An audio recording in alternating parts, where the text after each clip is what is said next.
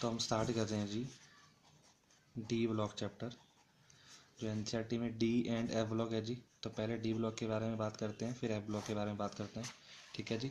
अच्छा, अब D block की मेन बातें क्या है? एक्चुअली में ना ये चैप्टर 2-3 पॉइंट्स के अराउंड घूम रहा है, ठीक है। वो पॉइंट्स कौन कौन से हैं मैं सिंपल से बात करता हूँ।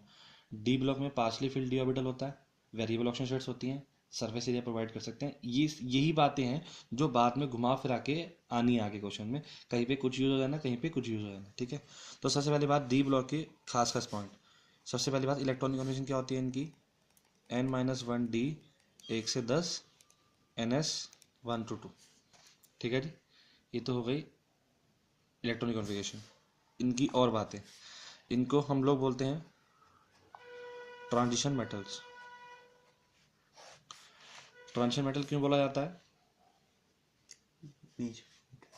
क्योंकि पार्शली फिल्ड डी ऑर्बिटल होता है। अच्छा, एक खास बात और डी की, डी एस और पी को जोड़ता है एक, तो है ना। कई कई बंदे बोलते हैं कि एस और बी को जोड़ता है, तो ट्रांजिशन है बीच में है।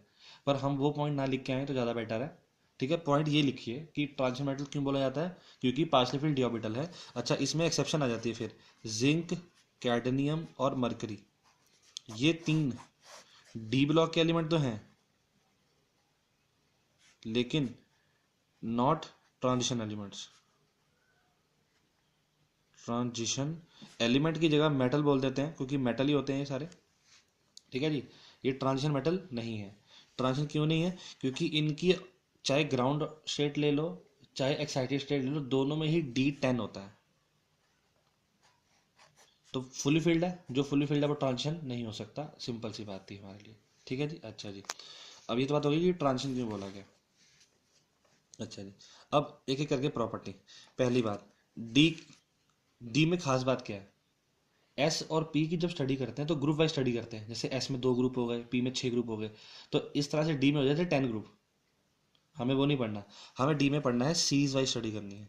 जो भी कैरेक्टर्स देखेंगे सीरीज वाइज, तो इसमें 4 सीरीज हैं, और हर एक सीरीज में ईच सीरीज कंटेन 10 एलिमेंट्स। हर सीरीज में 10 एलिमेंट्स होते हैं, तो हम इस तरह से पढ़ते हैं, ठीक है जी। तो सीरीज को हम बोल देते हैं z=1 या z=2 3 4, ठीक है जी। अच्छा जी, अब बात करी जाए इनकी प्रॉपर्टीज़ के बारे में, ठीक है। तो वहाँ पे आप देख सकते हैं, मैं 2-3 पॉइंट पहले लिखवा दिए, ठीक है ना जी।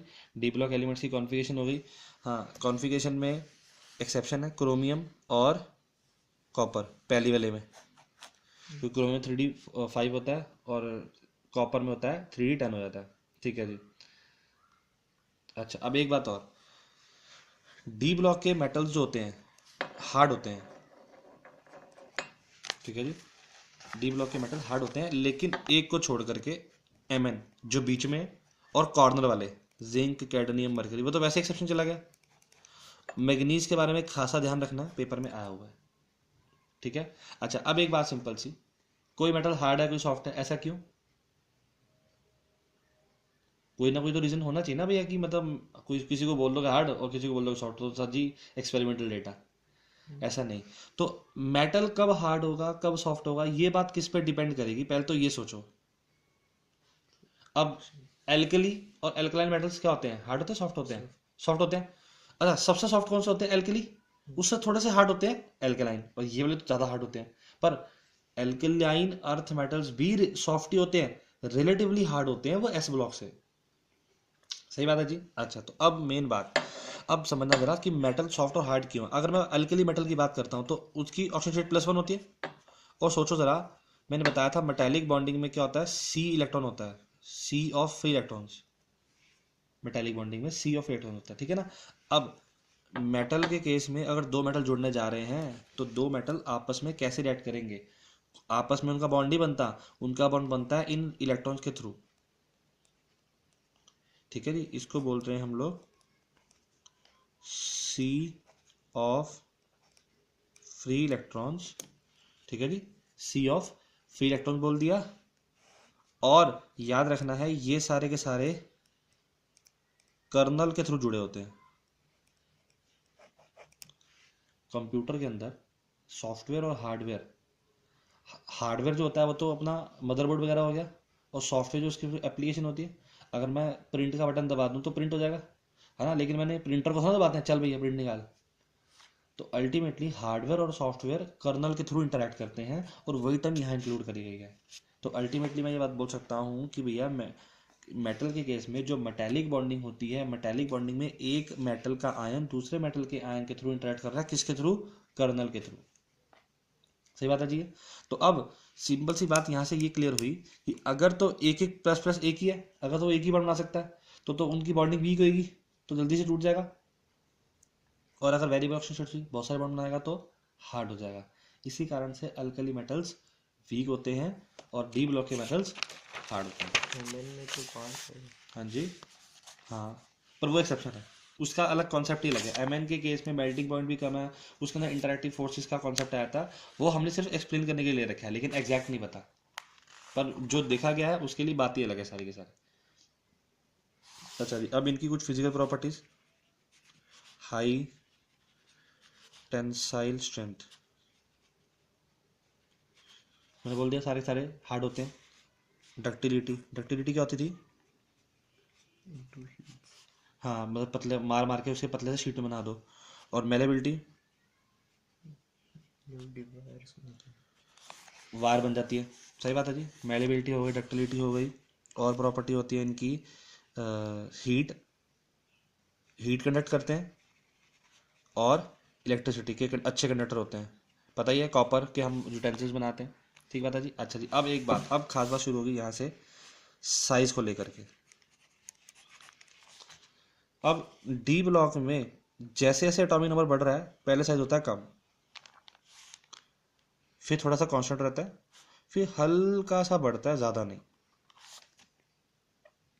ठीक है जी। तो अब मैं इसको ऐसे एक्सप्लेन कर सकता हूँ कि मान लो एक डी ऑर्बिटल था मेरे पास, एक बड़ा, दूसरा आ गया, थोड़ी सी अट्रैक्शन बढ़ गई न्यूक्लियस के साथ, साइज छोटा हो गया, और छोटा साइज, और छोटा, और छोटा, लेकिन अब बढ़ना चाहिए था ना सर, क्योंकि रिपल्शन हुई है, लेकिन बड़ा तो नहीं, कम हुआ है ना। तो एक्चुअल में यहाँ पर भी रिपल्शन का करेक्टर क्राइटेरिया ज़्यादा नहीं हुआ, मतलब इसकी टेंडेंसी ज़्यादा नहीं है, ये डोमिनेटिंग नहीं है, ज़्यादा डोमिनेटिंग क्या है, क्योंकि डी सबशेल एक की शील्डिंग पुअर होती है, गंदी होती है, वो अट्रैक्ट ही कर रहा है। तो अब जाके सेम हुआ, अब बढ़ना शुरू हुआ। ठीक बात है जी। तो ये लिए हमें ट्रेंड याद रखना है कि भैया साइज कैसे कम हो रहा है, कैसे बढ़ रहा है। ठीक है, तो लिखा हुआ है कि Fe और कोबाल्ट का साइज सिमिलर सिमिलर रहता है, कोबाल्ट के आगे साइज बढ़ना शुरू हो जाता है, उससे पहले पहले साइज कम हो रहा होता है। तो इसका मतलब अब सारे सारे ट्रेंड इसी साइज को लेकर के आ जाएंगे। तो अब अगर साइज बढ़ेगा तो आयनाइजेशन एंथैल्पी क्या हो जाएगी, कम हो जाएगी। अच्छा जी, अगर साइज कम होगा तो ये बढ़ जाएगी, तो यानी कि जैसे जैसे साइज कम हो रहा है आयनाइजेशन एंथैल्पी बढ़ रही होगी और फिर कम हो जाएगी। अच्छा, दूसरी बात, चार्ज पे क्या फर्क आएगा, चार्ज पे क्या फर्क आएगा, जैसे जैसे साइज बढ़ रहा है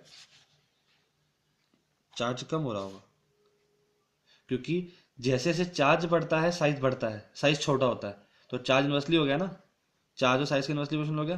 सही बात है। और जितना ज़्यादा चार्ज बढ़ेगा शील्डिंग उतनी बेकार हो जाएगी।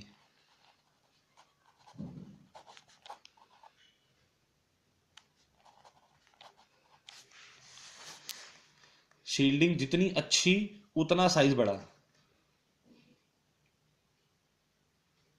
समझ में आया कैसे? मैं बड़ा सिंपल सा एग्जांपल देता हूँ। बहुत बड़ा हॉल है और मैं टीचर हूँ, मैं एग्जाम कर रहा हूँ, कंडक्ट करा रहा हूँ, बच्चों को दूर दूर बिठाया। अगर तो मेरी चलती होगी तो बच्चों को डंडा दे करके दूर दूर बिठाऊंगा, वरना बच्चे पास पास आके बैठ जाएंगे सारे के सारे, और वो बच्चे मेरी बात ही ना माने, नहीं सर नहीं सर कोई बात नहीं। तो वही वाली बात है, जितना ज़्यादा शील्ड करेगा न्यूक्लियस, अच्छा शील्ड करेगा, वो उन दोनों को दूर दूर बिठाएगा, लेकिन अगर शील्डिंग पुअर होगी तो दूर दूर नहीं बैठ पाएंगे। ठीक बात है जी। तो आयन थेरेपी का कॉन्सेप्ट हो गया, एटमाइज। अच्छा, ऑक्सीजन स्टेट की बात आ रही है, ऑक्सीडेशन स्टेट, इसी पे सारा फंडा है जी। कहते हैं ये इनकी ऑक्सीजन स्टेट जो होती है वो क्या होती है, वेरिएबल होती है। वेरिएबल ऑक्सीडेशन स्टेट क्यों होती है जी? वही वाली बात, पार्शली फिल्ड डी ऑर्बिटल। सही बात है जी। इनकी ये इसलिए है क्योंकि partially field D orbital, D orbital partially field है, इसलिए इनकी ऑक्सीजन स्टेट ज़्यादा है। अब सबसे ज़्यादा शो कौन करता है? मैग्नीज शो करता है। कि कहाँ से +2 से लेकर के +7 तक। ठीक है जी, ये बात क्लियर हो गई। अच्छा, यहाँ तक बात समझ में आ गई। अच्छा, अब एक और बात, बियॉन्ड Mn, ये इंपॉर्टेंट बात है जी। ये बात किसके अंडर है? हेलाइड्स के लिए। Beyond Mn no one can form trihalides. Mn के बाद वाले ट्राइहाइड नहीं बनाते, सिर्फ किसको छोड़ के? FeX3 या COX3, ये दोनों ट्राइहाइड बनाते हैं। Mn के बाद इसके अलावा कोई ट्राइहाइड नहीं बनाता है, क्योंकि इनके अलग अलग हैलाइड्स होंगे। ठीक है जी। अच्छा जी, अब बात आ गई इनकी मैग्नेटिक प्रॉपर्टीज की। तो अब मैग्नेटिक प्रॉपर्टी होती क्यों है किसी एटम वगैरह में या किसी कंपाउंड में? अच्छा, तो हम ये मान के चलते हैं कि single electron present in the atom behaves as a magnet। पता है, एक छोटी सी मैग्नेट की तरह हर इलेक्ट्रॉन बिहेव करता है, क्योंकि इलेक्ट्रॉन का जो नेचर होता है, यानी कि जो घूम रहा है न्यूक्लियस के अराउंड, वो दो बात में घूम रहा है। एक तो अपने एक्सिस पे रिवॉल्व कर रहा है, तो रेवोल्यूशन हो रहा है, नॉट सर्कुलर मोशन है। रेवोल्यूशन भी है और अपने एक्सिस पे भी घूम रहा है, तो दोनों तरह के हैं। तो अपने एक्सिस पे जो घूम रहा है उसके कारण भी हो रहा है, और जो घूम रहा है उसके कारण भी हो रहा है। तो यानी कि अब बड़े सारे इलेक्ट्रॉन सारे के सारे मैग्नेटिक प्रॉपर्टीज शो कर रहे होंगे। तो इन सब की मैग्नेटिक प्रॉपर्टीज हम ये बोलते हैं कि ये ज़्यादा मैग्नेटिक प्रॉपर्टी शो करते हैं, क्योंकि दे हैव अनपेयर्ड इलेक्ट्रॉन। सही बात है जी। तो अनपेयर्ड होंगे तो मैग्नेटिक प्रॉपर्टी ज़्यादा शो होगी, अनपेयर्ड इलेक्ट्रॉन। अब जितने ज़्यादा अनपेयर्ड इलेक्ट्रॉन होंगे उतना ज़्यादा वो क्या होता है? पैरामैग्नेटिक। इस वाले कॉन्सेप्ट पे क्वेश्चन आया था जेई और AIBMT में। क्या क्वेश्चन आया था? अच्छा, पहली बात तो मैग्नेटिक मूवमेंट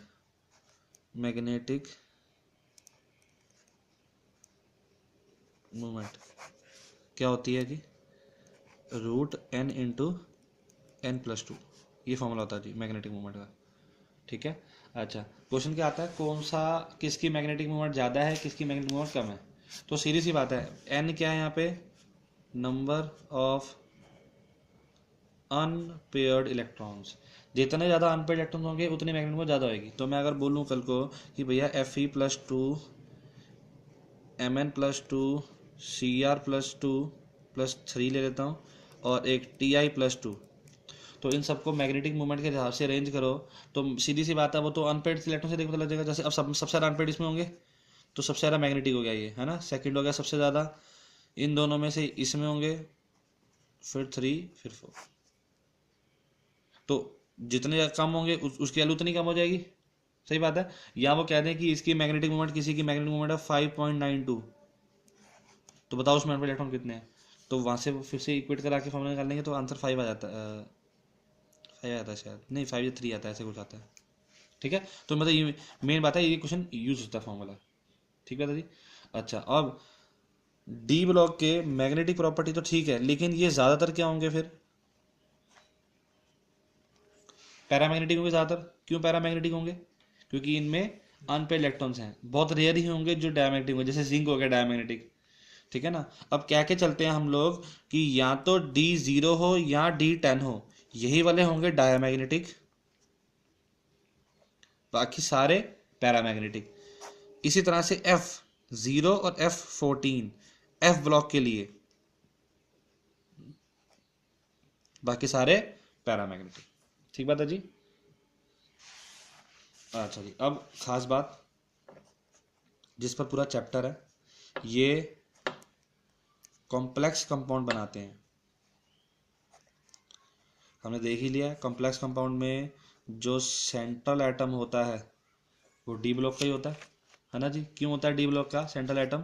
क्योंकि इनकी क्या होती हैं, वेरिएबल ऑक्सीडेशन स्टेट्स होती हैं। ठीक है जी, क्योंकि इनकी वेरिएबल ऑक्सीडेशन स्टेट्स होती हैं। ठीक बात है जी। अच्छा जी, ये इंटरस्टिशियल कंपाउंड बनाते हैं।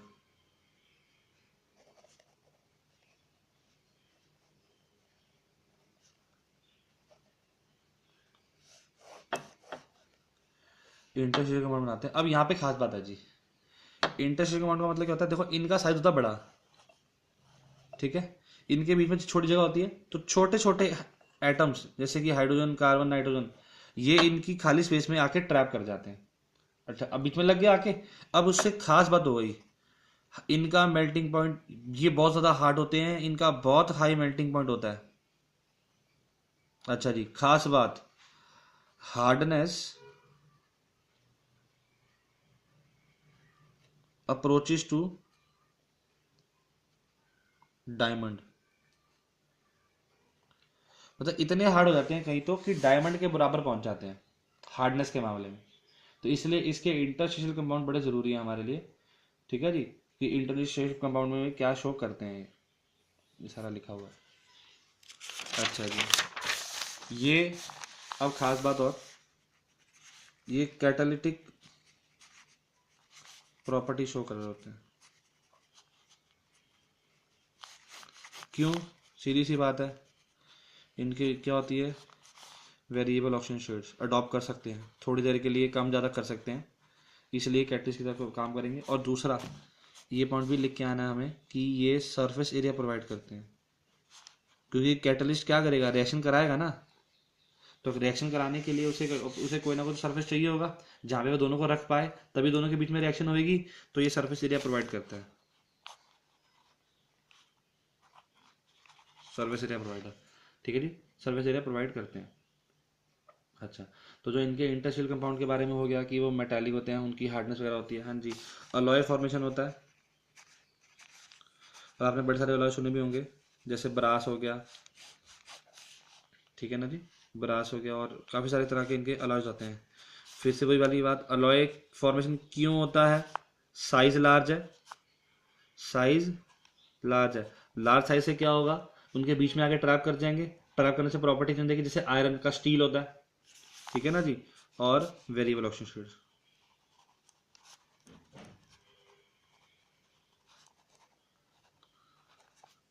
ठीक बात जी, यहाँ तक ये सारी की सारी होगी डी ब्लॉक की प्रॉपर्टीज।